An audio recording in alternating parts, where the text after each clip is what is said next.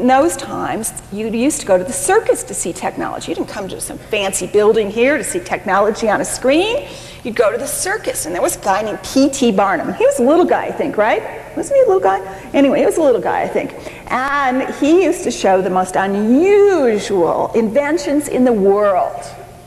Now, is there anybody here in this audience that would pay 1 nickel, 5 cents, which was a lot of money back there, to see an invention in the 19th century that changed our whole world?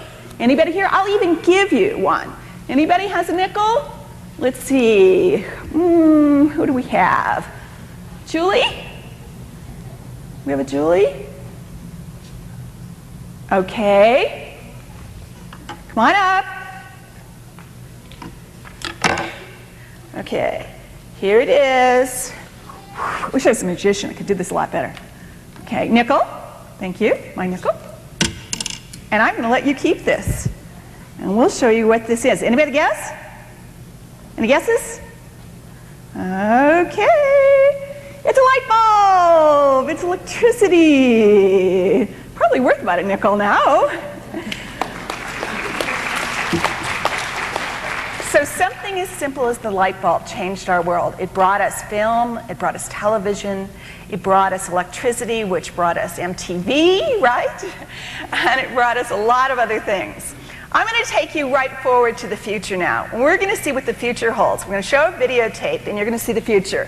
And then I'm going to talk about how this thing called convergence. Can you guys say that word? Convergence. It's a very important word.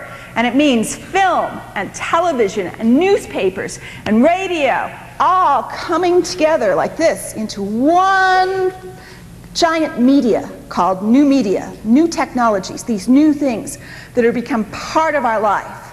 So the computer's going to become part of our life. In 10 years, you see this thing I'm wearing now, which is basically the microphone? I'll be wearing a computer. I'll have a wearable computer. And if you ever got those cards, those birthday cards that has a song and it sings inside, anybody ever got one of those? You open it up, it sings. Inside that card is more computing power than there was at the beginning of the big mainframes. More computing power than we had in 1960. More computing power in that world. And what do we do with that card if we're done with it? Probably throw it away, right? Give it away. The dog gets it.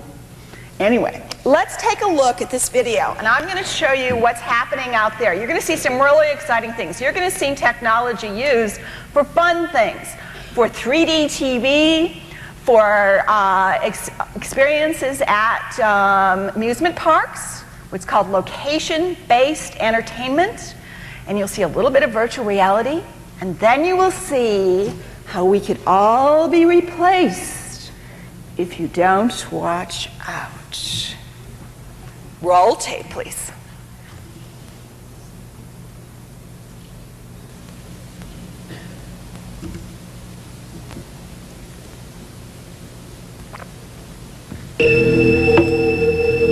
Recognize the music?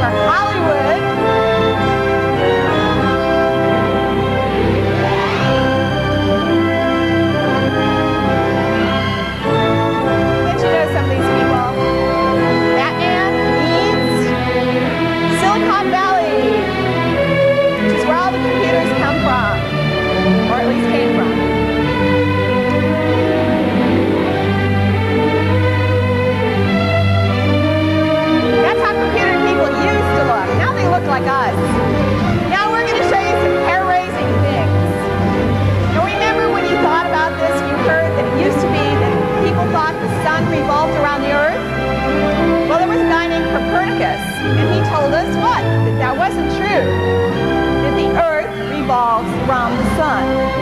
So our whole lives started to change back then. Because we we saw things in a different way.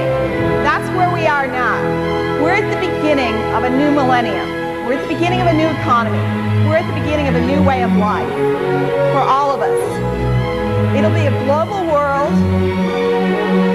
where we can just as quickly talk to someone in Paris as we can talk to somebody in Boulder.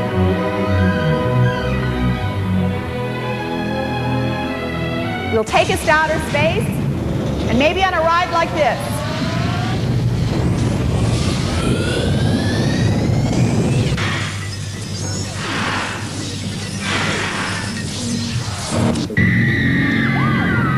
Your seats will shake. The next breakthrough in television is called You'll get to watch TV where you can actually cable television. just press the remote button and be able to use it. Literally thousands of channels. The internet will be part of the television set in 6 months to 1 year. It will finally put you, the viewer, in charge all the time. I'll be able to buy Murphy Brown's jacket if I want, right off of it, press the button, order her jacket. Screen by simply gliding a finger over the touch-sensitive pad. The viewer This isn't coming in 10 years. This is coming choose a in movie 2 and years. see it right away. In fact, in Colorado Springs, they have interactive TV right now. Any of you have friends in Colorado Springs? Go over their house. You get to see interactive Playing TV. Jeopardy. Michelle's not going to ring in. Locate a plumber at midnight. Could find a plumber if we want. Pizza would be just better, order though, a I think. Don't you think? The next step is robot ears and speakers aboard a TV or a computer that act like bat sonar to sense your head position. And then there were 3 little microphones built. Now, right now, you have to wear glasses to see 3D. reach out and grab it. Eventually, you won't even have to do that. Wow. With these crystal eyes, what you're looking at rotates to compensate for your movement. The effect is like walking around a real object. No program is broadcast in 3 dimensions yet because manufacturers are convinced it's too difficult. Lipton is pushing American many of you have manufacturers seen to 3D glasses? forego Some of you have, high-definition right? television and go for 3D instead. Uh-oh, here's what we might get replaced at if we don't watch out. Hello, I am a spokesmannequin from People Vision, and I'm here to tell you about a brand new communications medium. I am the world's first video figure based on internal image projection. I can be just about anybody, not just look like them, but be them.